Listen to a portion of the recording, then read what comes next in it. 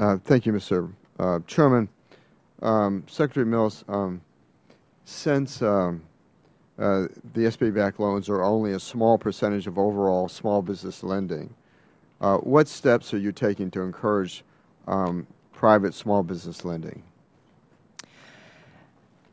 As you heard me say earlier, we have, as you described, on a good day, a small portion of the market, maybe 10% of the market. So the entire market, the conventional market for small business lending, needs to also come back.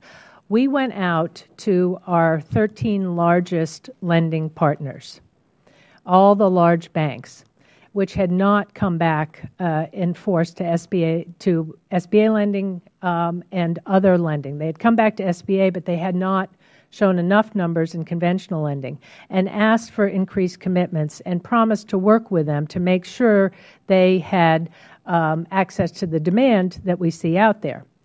They have committed $20 billion of additional capital, incremental to what they have done. Who is they again? There's 13 banks. 13 banks. So we can give you the list. It was public. You know, our primary partners, J.P. Morgan Chase, Wells Fargo, U.S. Bank Corp., PNC, Huntington Bank, and the aggregate amount is $20 billion incremental small business lending over the next 3 years.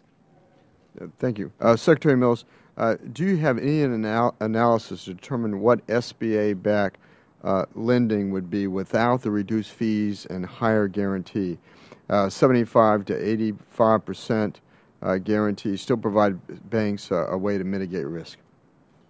Yes, we do have evidence, and in a chart which was attached to my testimony, you can see what happened. The actual 90% guarantees were ended on December 31st last year. We had a big spike right before that happened, so we had a recovery dip, and then we came back to a level that was significantly above 2010 and also above 2008 levels. So it seems to be working. Thank you, Mr. Chairman. I yield back.